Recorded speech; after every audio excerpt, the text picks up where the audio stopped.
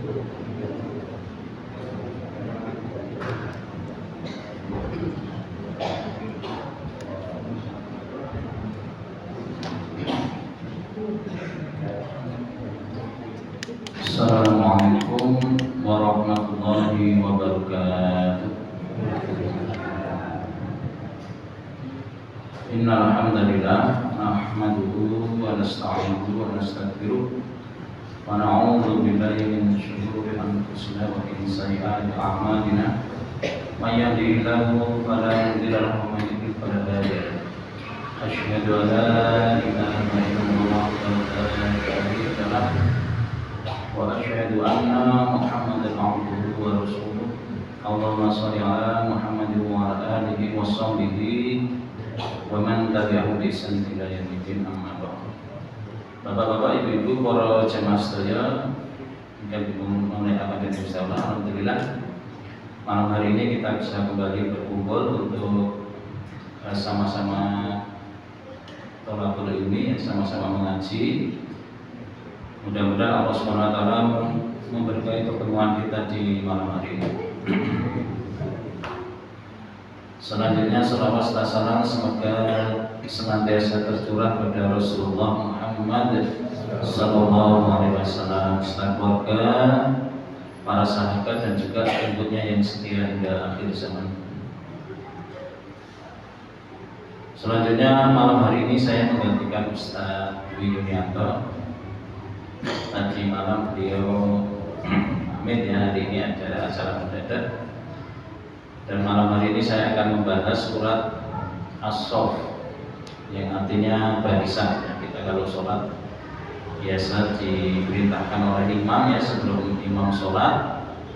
Jadi imam ada kewajiban sebelum sholat, yaitu memastikan jamaahnya barisan atau shaf sholatnya lurus dan rapat, karena merupakan salah satu kesempurnaan sholat adalah shafnya itu lurus dan rapat. Dan kalau shafnya bengkong-bengkong gitu ya, dan tidak rapat, saling jaga jarak, maka ya sholatnya kurang sempurna. Nah, itu bagian dari kesempurnaan ya. Maka imam sebaiknya sebelum sholat dia menghadap ke makmum terlebih dahulu dan memastikan apakah makmumnya sudah siap untuk sholat berjamaah atau belum. Karena sholat berjamaah dengan sholat sendiri itu ada perbedaannya, ada aturan-aturan di mana seseorang ketika sholat berjamaah. Dan ternyata ini juga diterapkan oleh Rasulullah SAW dalam peperangan. Jadi as-saff ini nanti berhubungan dengan masalah peperangan ya. Jadi Islam itu mengatur semua urusan, baik dalam keadaan damai, tidak ada peperangan ya, maupun dalam situasi terjadi peperangan ya. Karena memang manusia sepanjang sejarah berhenti nggak Pak dari peperangan? Manusia itu dalam sejarahnya pernah berhenti dari peperangan kan? Coba baca sejarah. Orangnya belum banyak, baru Nabi Adam dengan anak-anaknya sudah ada pembunuhan. Ya kan, Habil dan Qabil itu sudah ada pembunuhan. Apalagi sekarang orangnya banyak sekali ya. Dan ketika manusia dikuasai hawa nafsunya, menginginkan dunia, nah sering menghalalkan segala cara, termasuk merampas harta dengan dolim dan seterusnya. Maka Islam juga mengatur urusan perang. Dan ternyata dalam dakwah ya, para nabi dan rasul senantiasa diperangi. Coba lihat sejarah di mana para rasul biasanya ada musuhnya. Bahkan manusia yang paling mulia Rasulullah Muhammad SAW hendak dibunuh. Jadi Rasulullah hijrah itu, nah, selain itu strategi dakwah juga menghindari dari pembunuhan. Dan di sini Islam mengatur perkara-perkara yang berhubungan dengan peperangan. Sebagaimana sekarang juga kita saksikan kaum muslimin di berbagai belahan dunia juga mengalami kezaliman ya, mengalami penindasan. Di India, di Rohingya ya, kemudian Ada di banyak tempat ya, silahkan dicek berita-beritanya. Termasuk sekarang yang paling utama adalah salah satunya di negeri Syam. Setiap hari itu pengeboman itu berlangsung berkali-kali dan korbannya sekarang meningkat ya, karena memang ini puncak perangnya sekarang di sini ya, dan puncak perang pihak musuh Islam ya, dalam hal ini pihaknya Amerika, ya, Inggris, Jerman, Perancis itu mendukung Israel dengan mengirimkan terus bantuan, ya, bantuan keuangan, bantuan militer, ya, yang menunjukkan bahwa Israel juga udah habis-habisan sebenarnya. Kalau nggak dikirimi amunisi terus ya sudah habis amunisinya. Nah baik, sekarang langsung ke surat As-Saff ya. Surat As-Saff ini surat urutan ke 61, tadi sudah saya sebutkan, artinya Saff itu barisan, dan ini termasuk surat Madaniyah, surat yang turun setelah Rasulullah SAW berhijrah ke Madinah dan terdiri atas 14 ayat. A'udzu billahi minasyaitonir rajim. Bismillahirrahmanirrahim. Sabbaha lillahi ma fis samawati wa ma fil ard wa huwal azizul hakim. Sabbaha lillahi, bertasbih kepada Allah, ma fis samawati, apa yang ada di langit, wa ma fil ard, dan apa yang ada di bumi. Jadi semua yang di langit dan di bumi bertasbih kepada Allah Subhanahu wa taala. Wa huwal azizul hakim, dan Dia Allah Maha Perkasa. Jadi langit, bumi ini semua dalam genggamannya Allah, dalam kekuasaannya Allah. Nah, makanya Dia disebut Al-Aziz, ya. Dan gak ada yang bisa menghalangi kehendak Allah di alam semesta, di langit maupun di bumi. Tapi juga Allah Al-Hakim, Allah mengatur semuanya dengan hakim, ya, dengan kebijaksanaan. Termasuk di dalam tubuh kita juga ada banyak tanda kekuasaannya Allah, ya, keteraturan, ya, kehebatannya Allah mengatur tubuh kita. Ibu-ibu, bapak-bapak, badannya diatur nggak sama Allah? Ya, ketika kita tidur, jantungnya berhenti bekerja tidak? Iya. Kalau Allah itu tidak Maha Perkasa, ya, kalau Allah punya sifat kekurangan, makanya bertasbih itu mensucikan Allah dari segala kekurangannya. Kalau Allah itu tidur, lah siapa yang ngatur jantung panjenengan, ya kan? Dan ketika kita tidur, aliran darah kita berhenti atau enggak, Bu? Ya, berjalan terus. Ya, sistem saraf bekerja terus, otak kita itu bekerja meskipun kita sedang tidur. Makanya ya kita pakai mimpi segala macam. Ini menunjukkan Allah Al-Aziz Al-Hakim, ya, dan kita dalam pengaturannya Allah SWT, dan seluruh alam ini bertasbih mensucikan Allah Subhanahu wa taala dan mengagungkan Allah Subhanahu wa taala. Dan ini maka bertasbih itu bisa dengan perkataan yang mengucapkan kalimat subhanallah, subhanallahil azim, subhanallah wa bihamdihi, subhanallahil azim. Atau kalau dalam sholat kita juga diperintahkan bertasbih. Nah, doa rukuk gimana nih? Doa rukuk Subhana Rabbiyal azim wa bihamdihi. Atau doa yang lain, subhanakallahumma rabbana wa bihamdika allahumma.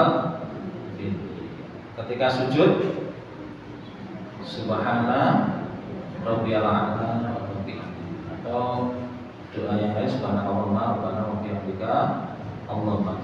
Jadi dalam sholat kita juga, sholat sendiri bentuk mensucikan Allah, ya, karena kita mengakui Allah satu-satunya zat yang berhak disembah, tidak ada yang lain, ya. Dan di dalam sholat memang kita bertasbih secara lisan. Jadi bertasbih itu juga lisan, juga perbuatan, dan terutama diawali dengan keyakinan, dengan keimanan kepada Allah Subhanahu wa taala, gitu ya. Dan dahulu pernah saya sampaikan bahwasannya seluruh alam ini bertasbih kepada Allah Subhanahu wa taala, ya. Jadi burung juga bertasbih, gitu ya. Eh, Dahulu saya pernah sampaikan misalnya surat An-Nur ya, An-Nur 41.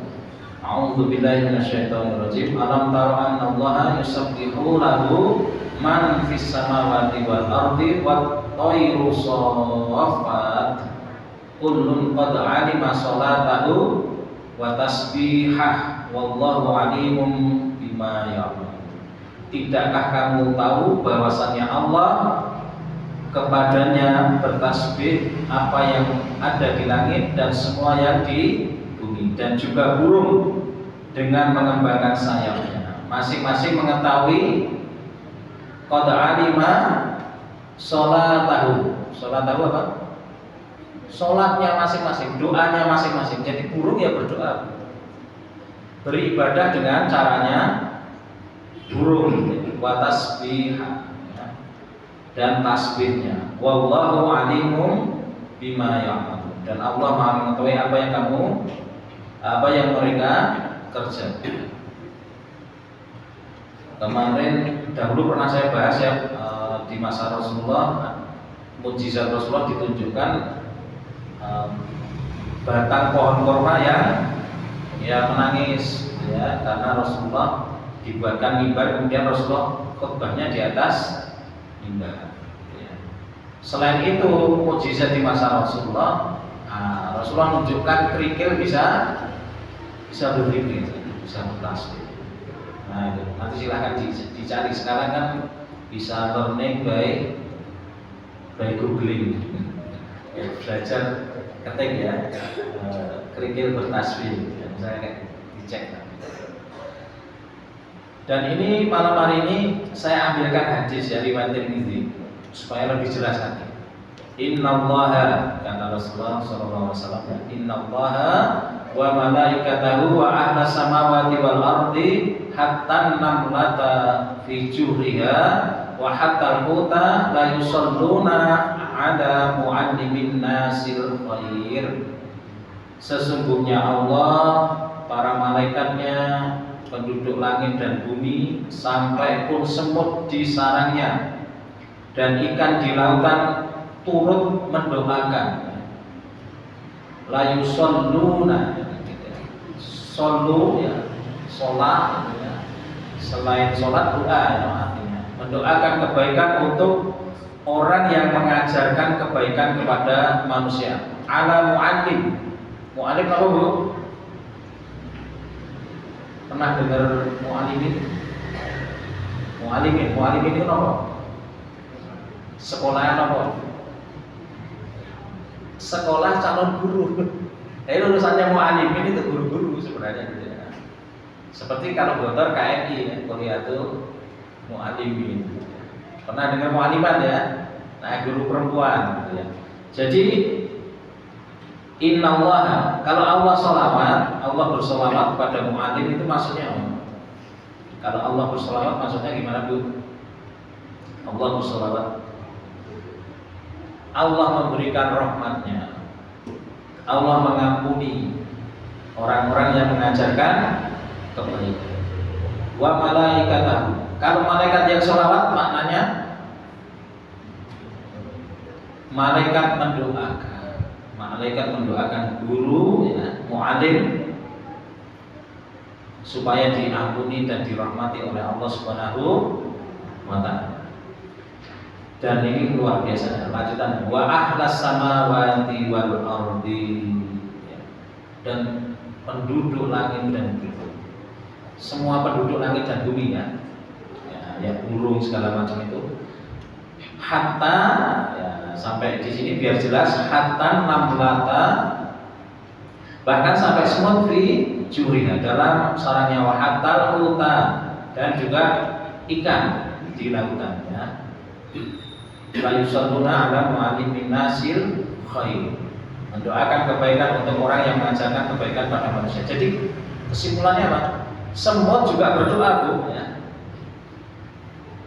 Di Al-Quran ada surat An-Naml ya, surat semut. Di situ diceritakan tentang semut di masanya Nabi Sulaiman ya. Jadi ketika Nabi Sulaiman mau melewati lembah, Raja Semut merintahkan semua warganya masuk ke dalam sarana, tidak keinjek pasukannya Nabi Sulaiman, gitu ya. Nah, semut itu berdoa. Ya, tadi Allah sudah merahmati ya, mengampuni. Malaikat berapa jumlahnya, Bu? Ya, setiap saat Allah menciptakan malaikat terus ya. Jadi jumlah malaikat itu banyak sekali ya. Kemudian semut, pernah hitung semut di rumah, Bu? Ada berapa jenis semutnya? Nah, ada semut ireng, semut abang, semut gede, semut cilik, ya banyak sekali kan. Ya, naruh minuman sebentar harus dirubung semut kan gitu kan. Itu kalau semut di rumah aja berdoa, kagem panjenengan berapa ratus semut itu. Catatan pahalanya itu ya berapa banyak. Saya pengen menggambarkan selain seluruh makhluk itu bertasbih dan berdoa, menggambarkan pahalanya mu'alim. Nah, biar semangat jadi mu'alim gitu ya. Apa bisa jadi mu'alim, Pak? Iya, semua orang mu'alim. Sama setiap orang pemimpin, setiap orang juga mu'alim. Ini pelajaran penting sekali ya di sini ya. Mu'alimin nasil khair, yang mengajarkan kebaikan kepada manusia. Yang ngapunten, ibu-ibu pernah mengajarkan kebaikan pada anaknya enggak? Selalu, enggak cuma pernah, setiap hari ya kan. Bapak juga begitu. Ya, bahkan anaknya orang dikandani juga gitu. Sing duwe bojo kan anaknya wong iki. Dan seterusnya gitu ya. Nah, ketika jenengan mengajarkan kebaikan, jadi mu'alim itu kalau secara pengertian bahasanya kurang lebih itu yang mengajari orang dari tidak tahu menjadi tahu, dari tidak kenal Allah menjadi kenal Allah. Jadi kalau panjenengan ngajari anak sholat, berarti satu paketnya mengajari keimanan kepada Allah, mengajari doa-doanya, mengajari arti doanya. Maka ketika anak tadi itu nggak bisa sholat terus bisa sholat, jenengan sedang jadi mu'alim.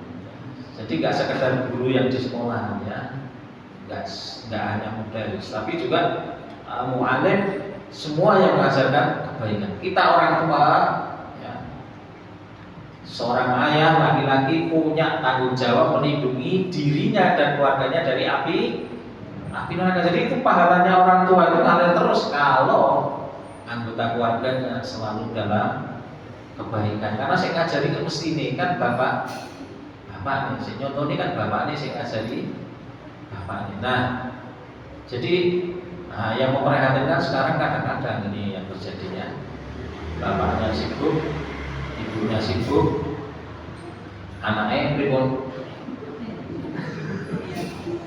sekali ya, itu masih lebih dari googling tadi. Ya. Karena kalau dari bayi udah pegang HP, kira-kira yang terjadi apa? Pernah nggak melihat orang kena penyakit karena HP? Pernah belum? Saya pernah lihat videonya orang matanya gini, tangannya padahal nggak pegang HP, Pak. Itu karena saking lamanya nge-game. Jadi merusak mentalnya, sampai merusak mentalnya. Nah, bisa dibayangkan kalau sejak kecil anak itu pegang HP dan dia berjam-jam dan nggak ditungguin. Nah, sekarang anak kecil aja udah bisa scrolling, ngerti scrolling ya? Film di YouTube itu di itu kan acak itu filmnya. Itu naik YouTube. Ada lagi lainnya apa selain itu? Apa Bu? Putar kita TikTok. Wah, masa nggak ngerti TikTok? Nggak ada yang pernah live. Ya Facebook ya. Loh, jangan ngapunten loh. Itu kalau terjadi sesuatu sama anak, kira-kira orang tua itu tanggung jawab. Andai orang tua itu kasih HP, idealnya ditungguin lah minimal gitu ya, dicek tontonannya apa. Kan itu random loh, acak itu. Apalagi kalau HP-nya yang gunakan ya rame-rame bapaknya ya HP ini anak ibu kira-kira scrolling nemu apa gitu loh. Nah, ini harus jadi tanggung jawab kita ya. Dan kalau kita, karena begini ya, tugas guru, tugas orang tua yang sekaligus guru itu seperti petani, dia nanam bibit, ya, nyirami, nunggui dari hamanya. Kan. Ini kalau sungguh-sungguh ya nanti berbuah, ya besar berbuah. Tapi kalau nggak sungguh-sungguh ya bisa tanaman bisa besar. Karena banyak pengaruh buruk yang mendatangi manusia dari banyak sisi sekarang ya, dari HP, dari temennya, gitu ya, bahkan dari orang tuanya sendiri. Nah itu ya, ibu-ibu, bapak-bapak ya, anak-anak aja bahaya ya, yang gede juga bahaya bu, pegang HP kayak gini, tambah gede tambah pinter. Ya. Mohon maaf, banyak kasus kejahatan berawal dari apa? Ya tontonan. Nonton ya enggak ya perbuatannya nanti enggak. Jadi cari berita itu wah saya ngeri. Ketik kata kunci itu nanti yang muncul kata-kata pelecehan, kata-kata yang mengarah ke gitu. Nanti muncul korban pelakunya anak di bawah umur. Makanya hati-hati. Dan jangan seneng kalau anaknya anteng di rumah cuma pegang HP. Nah, itu bahaya sekali. Nah, ini kalau jenengan tahu ada kegiatan yang bermanfaat, ya suruh berhenti HP-nya, kerjakan yang manfaat. Contohnya sore-sore misalnya yang manfaat apa? Nah, saya dulu TPA ya, jadi ini promosi TPA. Suruh anaknya TPA gitu ya. Mbaknya minta HP saat ini. Ya ngetek ke kuota, ngetek ke tenaga, marah emosi. Kira-kira nek Mas gini nek dikeken pripun nek dipanggil. Gimana? Ya guys, sekilas itu ada pembahasannya melebar. Tapi intinya begitu. Jadi orang tua, jadi mu'alim, kalau anaknya menjadi anak yang soleh, itu investasi dunia dan akhirat. Ya, bagaimana anak soleh berbakti kepada orang tuanya kalau nggak pernah dididik, nggak mungkin. Anak yang perhatian sama orang tuanya, yang selalu mendoakan orang tuanya, menginginkan kebaikan orang tuanya, nggak muncul tiba-tiba Pak. Jadi itu tugas kita sebagai orang tua, sebagai mu'alim. Ya, baik.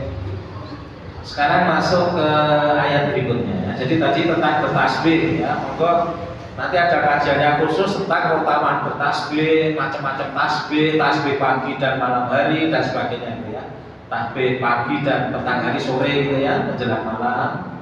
Kenapa kok diperintahkan memperbanyak tasbih waktu terbit matahari, ya, fajar, dan waktu terbenamnya? Kenapa bu kira-kira? Kok Allah perintahkan secara khusus dua waktu itu? Usahakan untuk bertasbih. Kalimat tasbih misalnya tadi apa? Subhanallah, subhanallah wa bihamdi, subhanallah wa bihamdi, subhanallahil azim. Apalagi? Subhanallah wa bihamdi, adada khalqi wa ridha nafsi, wa zinata arsy, wa midada kalimati. Banyak kalimat tasbih banyak. Masing-masing ada utamanya. Misalnya yang tasbih subhanallah wa bihamdi, kalau dibaca 100 kali semua dosa meskipun sebanyak buih di lautan akan diampuni oleh Allah Subhanahu wa taala dengan mengucapkan tasbih sebanyak 100 kali contohnya itu. Nah cuma pertanyaannya ini, kok bacanya pas fajar sama menjelang petang? Kira-kira sebabnya apa Bu? Kenapa? Banyak? Hah? Bencana. Oh banyak bencana ya. Kalau tadi pagi bencananya banjir ya. Baik. Oke, jadi diperintahkannya itu di pagi dan petang hari karena itu peralihan antara malam menuju siang. Itu kan tanda kekuasaannya Allah. Dari malam menjadi terang, ya. Dan dari terang menjadi malam. Itu kan urusannya dengan matahari kan, urusannya nanti dengan bulan dan seterusnya. Menunjukkan ya tadi Allah Al-Aziz Al-Hakim ya. Baik. Nanti kalau membahas tentang tasbih lebih lanjut di lain waktu ya. Sekarang kita bahas surat As-Saff ini beberapa ayat ya. Tadi ayat pertama, ayat kedua Ya ayyuhalladzina amanu lima taquluna ma la taf'alun. Ya ayyuhalladzina amanu, wahai orang-orang yang beriman, lima taquluna, mengapa engkau mengatakan ma la taf'alun, sesuatu yang tidak kamu kerjakan. Kabura maqtan indallahi an taqulu ma la taf'alun. Kabura maqtan, sangat dibenci, sangat besar kebencian indallahi, di sisi Allah, an taqulu, bahwasanya engkau mengatakan ma la taf'alun, apa-apa yang tidak kamu kerjakan. Nah, ayat 3 ini, ayat 23 tadi berhubungan nanti dengan ayat 4. Innallaha yuhibbul ladzina yuqatiluna fi sabilihi shaffan ka'annahum bunyanun marsus. Innallaha, sesungguhnya Allah, yuhibbul ladzina yuqatiluna, yuhibbu itu mencintai ya. Sesungguhnya Allah mencintai orang-orang yang yuqatiluna, berperang, fi sabilihi, pada jalannya, shaffan ya, dalam satu barisan, ka'annahum, seakan-akan bunyanun marsus, bangunan yang tersusun kokoh. Ini hubungannya kali pertukangan. Kira-kira kalau tukang itu kalau bangun bangunan itu, bangun tembok, ada lubang-lubangnya nggak Bu? Temboknya kuat atau lemah? Nah, dia berusaha antar bata ada semennya ya, ditumpuk rapi, ada besi-besinya biar kuat, ada pondasinya. Nah, seperti itu. Jadi seorang yang beriman itu, ya, Allah mencintai hambanya, orang-orang yang beriman yang ya, berperang di jalannya seperti bangunan yang kokoh ya. Jadi Rasulullah itu digambarkan kalau berperang ya, beliau menyusun pasukannya dengan rapi. Dan banyak yang menggambarkan Rasulullah itu ketika berperang dengan para sahabat saling apa? Seperti soft sholat itu, saling berdekatan, saling menguatkan. Itu ayat keempat. Nah, sekarang yang ayat yang kedua dan ketiga ya. Ini ya ayyuhalladzina amanu lima taquluna ma la taf'alun. Wahai orang-orang yang beriman, mengapa kamu mengatakan apa yang tidak kamu perbuat? Ini pengingkaran Allah terhadap orang yang membuat janji atau mengatakan sesuatu tetapi tidak melaksanakan. Jadi janji itu hukumnya wajib untuk dilaksanakan. Rasulullah SAW telah menyampaikan ayatul munafiqi salas, idza haddatsa kadzdzaba, idza wa'ada akhlafa, wa idza tumina khan. Tanda-tanda orang munafik itu 3. Bila berjanji dia ingkar, bila berkata dia dusta, dan bila dipercaya dia khianat. Tadi yang ditegur kan orang-orang yang beriman Pak ya. Dan ini nifaq atau kemunafikan yang asghar, kecil, berhubungan dengan perbuatan. Nah, nifaq yang besar, yang kabir itu yang hubungannya dengan keimanan. Jadi ada orang yang mengaku beriman, menampakkan masuk Islam, tapi sebenarnya hatinya ragu. Dan ini terjadi di zamannya Rasulullah SAW ketika hijrah ke Madinah. Jadi di Madinah, baru di Madinah Rasulullah ketemu orang munafik. Waktu di Mekah cuma 2, orang beriman dan orang kafir. Nah, begitu di Madinah, setelah terjadi peristiwa perang Badar, nah, orang-orang yang belum beriman takut, mereka kemudian etok-etoknya melebu Islam. Nah, ini nifaq akbar yang membawa seseorang pada kebinasaan, yaitu siksa dari Allah Subhanahu wa taala. Nah, nifaq ini meskipun ya yang berjanji ingkar, berkata dusta, dipercaya khianat, itu kategorinya nifaq asghar, tapi termasuk dosa yang besar. Orang kalau diberi amanah berkhianat, dosa besar atau kecil Bu? Nah, sekarang pertanyaannya, ada nggak orang Islam yang berkhianat? Contohnya sinten? Ya, yang pada korupsi kan banyak tuh itu orang-orang yang berpecis, ya, rapi, ya, kayaknya alim-alim, tapi ternyata korupsi. Ya. Kan banyak itu, jadi korupsinya ya akeh-akeh. Nah, itu yang dipercaya dan ya, kemungkinan dia juga haji, ya umroh, ya sholat gitu. Tapi ketika diuji oleh Allah dengan amanah, dengan jabatan, dia tidak menunaikan, malah berkhianat. Kudune ngurusi rakyat malah moroti rakyat, memeras rakyat. Bantuan enggak sampai nek karek sithik ya disunat. Sekon dhuwur wis disunati dapat besar wis karek. Nah, kabura maqtan indallahi an taqulu ma la taf'alun. Amat besar kebencian di sisi Allah bahwa kamu mengatakan apa-apa yang tidak kamu kerjakan. Diriwayatkan oleh Imam Ahmad dan Abu Dawud dari Abdullah bin Amir bin Rabi'ah yang berkata, jadi ini Abdullah ya, Abdullah bin Amir bin Rabi'ah. Abdullah ini ketika dia berkata, ketika saya masih kecil, Rasulullah SAW datang kepada kami. Maka saya pun pergi untuk bermain. Nah, jenenge Casile seneng main ya, seneng dolan. Nah, ibunya mungkin kok mek dolan wae to bocah dipanggil. Ibuku berkata, "Wahai Abdullah, kesinilah. Nanti ibu beri sesuatu." Rasulullah SAW bersabda kepadanya, "Apa yang ingin kamu berikan?" Jadi ibu yang memanggil anaknya tadi. Nah, ditegur oleh Rasulullah, "Kamu mau ngasih apa?" Kira-kira gitu ya. Dia berkata, "Kurma." Beliau bersabda, "Apa innaki laulam tu'tihi syai'an khutibat alaiki kitbah." Jika kamu tidak jadi memberikan sesuatu kepadanya, kepada anaknya tadi, maka itu akan ditulis sebagai kebohongan atasmu. Jadi di sini ditunjukkan nek ngapusi anake, dosa apa mboten? Dosa. Nek ngapusi anake wong ya, bisa kan? Jadi tidak boleh berbohong meskipun kepada anaknya sendiri. Jadi kalau punya janji harus ditepati.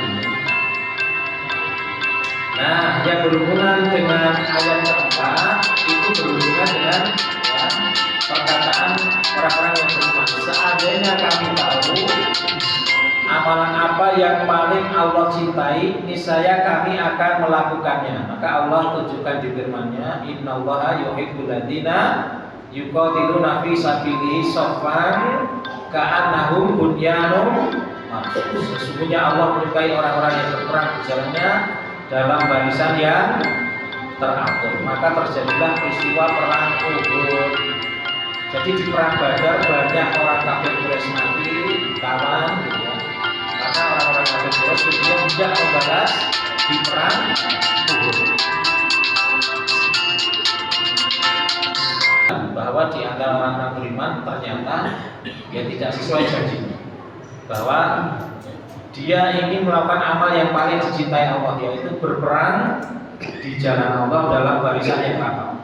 Jadi di perang Uhud itu ya, orang kafir Quraisy kan mengumpulkan harta, mengumpulkan pasukan, terkumpul 3.000 pasukan. Kemudian nanti disertai oleh para wanita dan harta-hartanya. Nah, dalam perjalanan akhirnya diketahui oleh Rasulullah Sallallahu Alaihi Wasallam beserta para sahabatnya. Kemudian mereka musyawarah, ini perangnya gimana? Rasulullah itu idenya kita perang kota aja. Jawabannya saat ini perang kota. Kan kita apal nih kota Madinah, apal gagangnya, apal bangunannya. Nanti kita serang dengan panah dari atas, gitu ya. Kita hadang di gagang tertentu dan sebagainya, perang kota istilahnya. Nanti para wanita anak-anak kita kumpulkan di satu tempat. Tapi kebanyakan orang yang nggak ikut perang Badar, terutama kaum mudanya, itu pengennya enggak kita sambut mereka, kita pengen mati syahid kayak gitu kira-kira. Saking semangatnya kita adang aja. Wah, itu kebanyakan yang usul seperti itu. Padahal Rasulullah sebenarnya pengennya perang di kota Madinah aja. Kita tunggu mereka di Madinah. karena jumlahnya mesti lebih sedikit, persenjataan juga lebih sedikit. Idealnya perangnya perang seperti itu gitu ya. Tapi karena banyak yang menginginkan menyambut musuh keluar, maka Rasulullah kemudian langsung pulang ya. Pulang untuk apa Pak? Pulangnya ngambek nama-nama.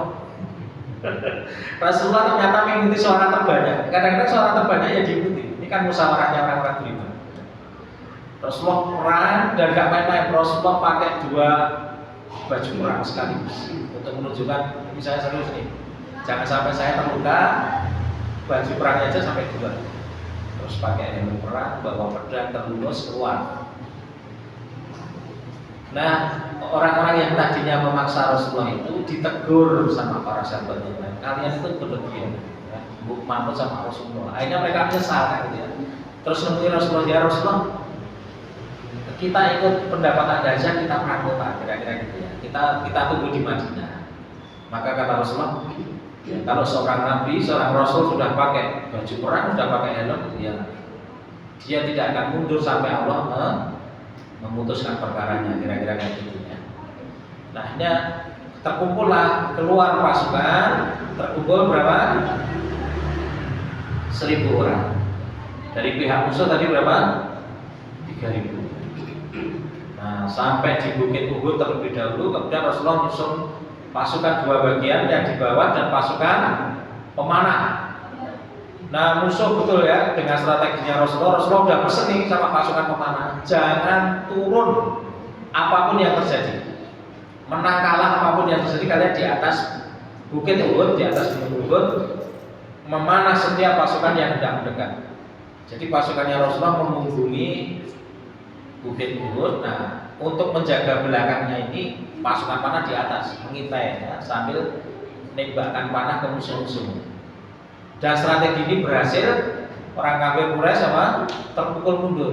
Oh ya, dalam perjalanan tadi kan 1.000 ya, 300 orang yang munafik mundur, gak jadi perang. Nah, ini orang munafik kayak gini, modelnya Dubosi perjuangan. Nah, akhirnya tadi saya ceritakan ya, perangnya awalnya menang ya, yang panah itu berhasil pukul mundur musuh. Nah, saat musuh dipukul mundur itu, yang di bawah itu sambil mengumpulkan apa Pak? Rampasan ya, ghanimah. Jadi orang mau perang itu bawa bekal. Ibu-ibu kalau piknik bawa bekal betul. Sangune kata loh. Dong-dongan boleh utang barang ini. Gedolele kan? Ya orang perang apa lagi Pak ya? Bawa harta banyak dan semakin tinggi kedudukannya, dia semakin mentereng, pedangnya ada, emasnya ada, permatanya, pelana kudanya, semuanya lebih mewah. Nah, ini ditinggalkan, mulai diambil. Nah, yang di atas tergoda Pak. Oh ya, dandan ya. Tak selesaikan sebentar dalamnya. Nah, itu ikut turun cuma beberapa yang tinggal. Nah, hanya pasukannya Khalid bin Walid dan Ikrimah ya, pasukan kuda itu keliling menghantam umat Islam dari belakang. Nah, bubarlah barisan kaum muslimin dan Rasulullah hampir saja wafat saat meninggalnya. Tapi hanya selamat, kemudian bisa balik ke Madinah dan kembali menyusun kekuatan. Nah, kira-kira itu berhubungan dengan itu ya. Dan sudah ada, mungkin dilanjut di pertemuan yang akan datang. Banyak kesalahan yang mohon maaf. Aku qouli hadza wa astagfirullahaladzim. Assalamualaikum warahmatullahi wabarakatuh.